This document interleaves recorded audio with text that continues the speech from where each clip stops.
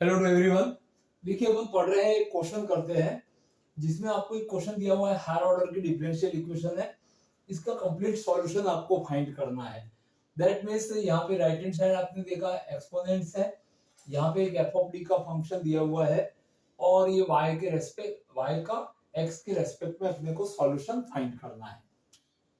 अब यहाँ पे इसका कंप्लीट सॉल्यूशन जो होता है तो उसके लिए मैंने आपको बताया हुआ है कि y is equal to C F plus P I. That means इस क्वेश्चन के अंदर राइट हैंड साइड होने से पी आई भी होगा और इसका सी एफ भी अपन फाइंड करेंगे।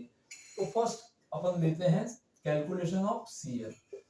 सी एफ कैसे काउंट करना है, तो सी एफ के लिए अपन लिखते हैं, सी एफ के लिए मेथड में आपको ऑक्सिलरी इक्वेशन बनानी होती है जिसमें डी को रिप्लेस करते हैं एम से और एफ ऑफ एम बना के आपको जीरो लिखना है। y को यहाँ से 1 कर दिया जाता है तो यहाँ से d को m में रिप्लेस करने पर आपका f ऑफ m हो जाता है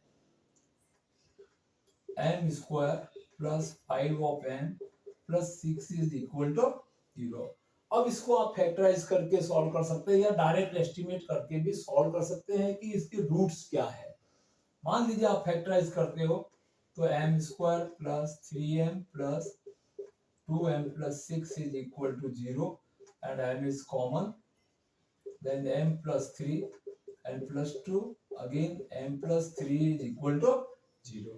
अब यहाँ से आपको दो फैक्टर मिलते हैं m plus 3 and m plus 2 is 0 and therefore roots are m is equal to -3 and -2। अब देखो ये जो रूट आए हैं ये दोनों कैसे हैं, रियल रूट है आपके पास, रियल एंड रेशनल है, रियल रेशनल एंड अनइक्वल है। तो जैसा कि आपको पिछले वीडियो में बताया गया है, रियल रेशनल अनइक्वल रूट के लिए जो सीएफ वैल्यू रहता है, सीएफ का आपको फॉर्मूला आपको लर्न करने का बोला गया था, अच्छे से याद रखिए। C1 e raised to m1x plus C2 e raised to m2x। That means यहाँ पे C1 and C2 are constant, m1 की जगह पे -3 रख सकते हैं and plus C2 e raised to -2x। ये आपका CF वाला पार्ट आ गया है, इसको आप इक्वेशन नंबर 1 बना सकते हैं। अब अपन आते हैं PI की तरफ।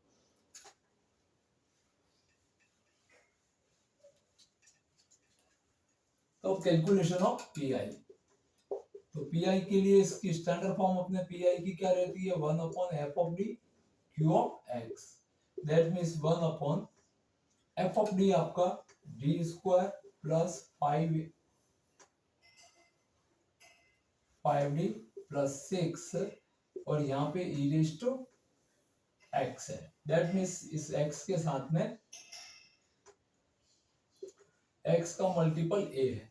अब आप थोड़ा सा फॉर्मूला आइडेंटिफाई करने की कोशिश कीजिए। याद करिए, आपको फर्स्ट केस में बताया है एक्सपोनेंट्स के लिए, तो उस समय फॉर्मूला था कि जब q ऑफ x है वो e रेज टू ax होता है तो pi के लिए अपन सीधा d को a में रिप्लेस करते हैं और e रेज टू ax ऐसे रह जाता है and f of a is not equal to 0 होना चाहिए। तो ये आपका f ऑफ d है। इस f ऑफ d में x का कोफिशिएंट, तो x का कोफिशिएंट यहाँ पे a वैल्यू है वो आपका 1 है। दैट मींस d की जगह पे आप a रिप्लेस करेंगे, दैट मींस आप 1 रखेंगे। तो 1 रखने पर इसका जो सॉल्यूशन है वो आपको इसका जो f ऑफ d आएगा उसका वैल्यू को देखना है। तो देखते हैं क्या आता है। ये d की जगह 1 रखा, यहाँ पे 5 मल्टीप्लाई 1 एंड प्लस का 6 and e raise to x। इसको काउंट करते हैं तो ये 0 नहीं आएगा, दैट मींस नॉन जीरो है because f of 1 is not equal to 0।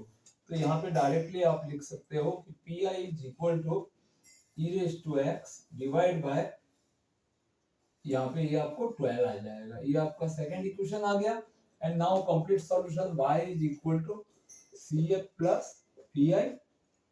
तो y is equal to cf का value c1 e raised to -3x plus c2 e raised to -2x and plus pi e raised to x upon 12। तो यहाँ पे लिख देते हैं e raised to x upon 12। ये आपको कंप्लीट इसका सॉल्यूशन मिल जाता है। तो देखिए अपन ने बहुत ही इजी तरीके से इसको सॉल्व किया है।